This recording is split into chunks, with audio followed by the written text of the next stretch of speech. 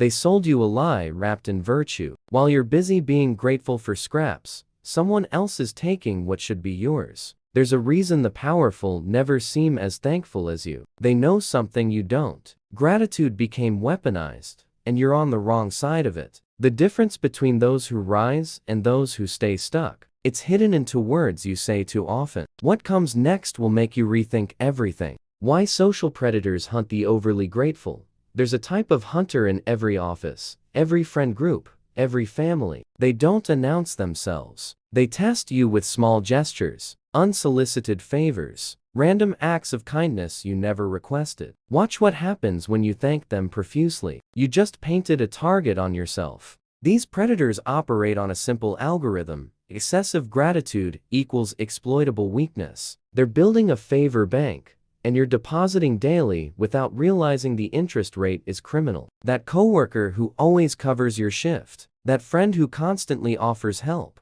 Two possibilities: genuine rarity or strategic investment. The difference reveals itself when you try to say no. In the 1970s, researchers studying cult recruitment discovered something chilling. The easiest converts weren't the lost or desperate. They were the excessively grateful. People so conditioned to appreciate small kindnesses that they couldn't see manipulation wrapped in generosity. Gratitude became the gateway drug to control. Power Law 27 states, play on people's need to believe to create a cult-like following. But here's the inverse application nobody teaches. Manipulators don't create cults around themselves. They create debt atmospheres around you. Every thank you becomes another chain link. There's a classified negotiation tactic used in hostage situations. Make the captive grateful for basic humanity. A blanket, water, 5 minutes without threat. Suddenly they're confessing,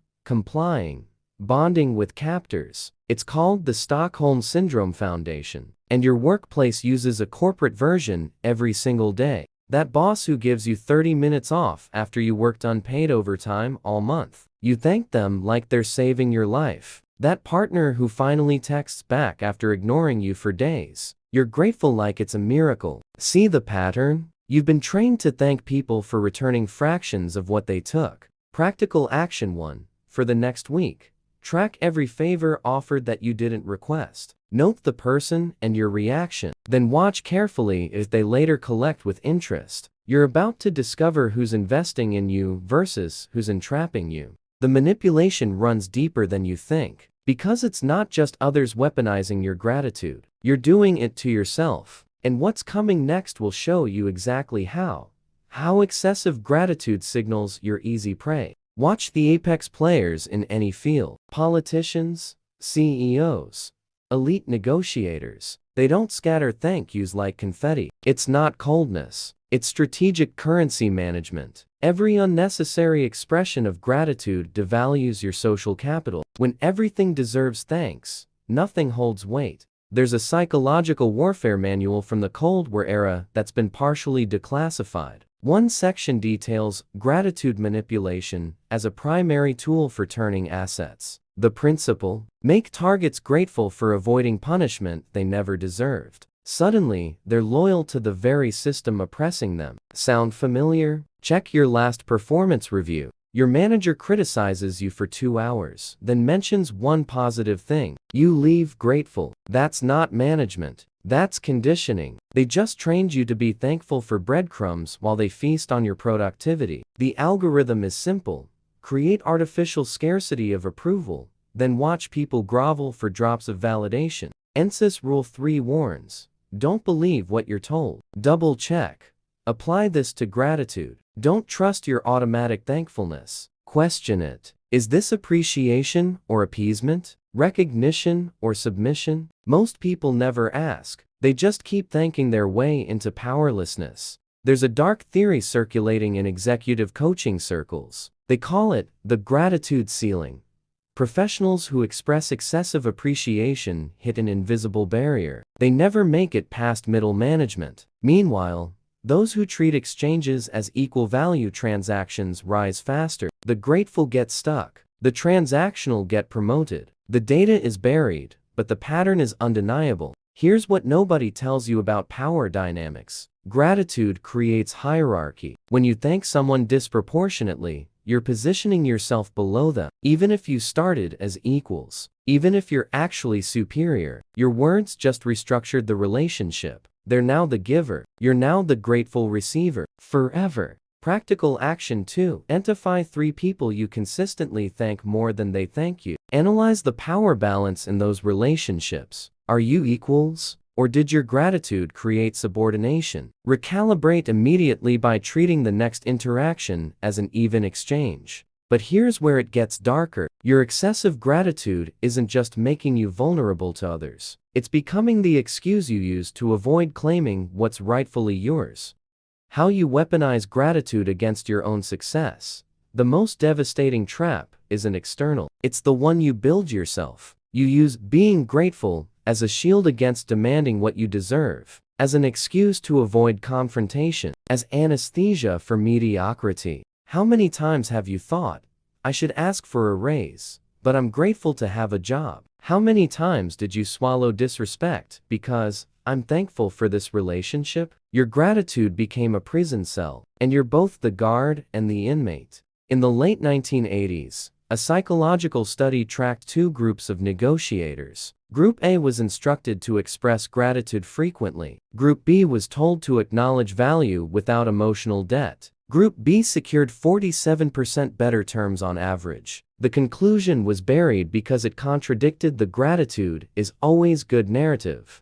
But the numbers don't lie. Excessive thankfulness kills negotiating power. Power Law 40 teaches, despise the free lunch. But there's a deeper application. Don't despise others' free lunches. Despise your own willingness to accept less than equal value while being grateful for the privilege. That's not humility. That's self-sabotage with a virtue label. There's a phenomenon in trauma psychology called grateful victim syndrome. Abuse survivors who feel thankful their abuser wasn't worse. Hostages grateful their captors fed them. Employees grateful their company only cut benefits instead of jobs. See the progression? Gratitude becomes the tool that keeps you accepting unacceptable conditions. Your brain has been hacked. Every time you express disproportionate gratitude, you reinforce neural pathways that associate receiving with unworthiness. You literally rewire yourself to believe you don't deserve equal exchange. The more you thank people for basic decency, the more your subconscious accepts indecency as normal. Practical action 3. Choose one area where gratitude became paralysis. A job, relationship, or friendship. This week, establish one boundary. Demand reciprocity. If the connection collapses, it wasn't built on mutual respect. It was built on your compliance. The final revelation is the most uncomfortable, because once you see it, you can't unsee it. And what's coming will force you to choose between comfortable victimhood and uncomfortable power. If this hits something you've been avoiding, type clarity in the comments. Show me you're ready to face what you've been calling virtue. And tell me, where did you let thankfulness become slavery? Hit that like if this uncomfortable truth resonated. Subscribe if you want more illusions shattered. What happens when you finally reclaim your power from false gratitude? The shift happens in a single moment. When you finally distinguish between genuine appreciation and trained subservience. When you realize that respecting yourself and acknowledging others aren't opposing forces. They're the same energy, properly channeled. True power holders understand something you weren't taught. Gratitude and strength coexist when you eliminate the gratitude equals smallness equation. When someone provides value, you acknowledge it without diminishing yourself. It's recognition between equals, not worship. From below, the language is similar. The energy is completely different. There's a corporate intelligence document from the early 2000s analyzing Fortune 500 leadership communication patterns. The most effective leaders expressed gratitude 60% less frequently than middle managers. But when they did, it carried exponential weight. Scarcity creates value. The rare thank yous meant something because they weren't distributed like promotional flyers. ANSYS Rule 39 states, there is no such thing as a coincidence. Apply this here. It's not coincidence that the grateful stay stuck while the transactional rise. It's not coincidence that your kindness gets exploited while others' boundaries get respected. The system isn't broken, it's working exactly as designed. Question is, are you going to keep fueling it? Here's the conspiracy they'll never admit. Institutional religion, corporate culture, even family dynamics often weaponize gratitude as a control mechanism. Be thankful for what you have really means, stop asking for what you deserve. Count your blessings translates to accept your limitations. Genuine spirituality and strategic gratitude manipulation look similar from the outside. The difference is in who benefits. The recalibration is simple but brutal. Stop thanking people for doing what they're supposed to do. Stop being grateful for basic human decency. Stop treating equal exchanges like gifts from above. Start recognizing value without prostrating yourself.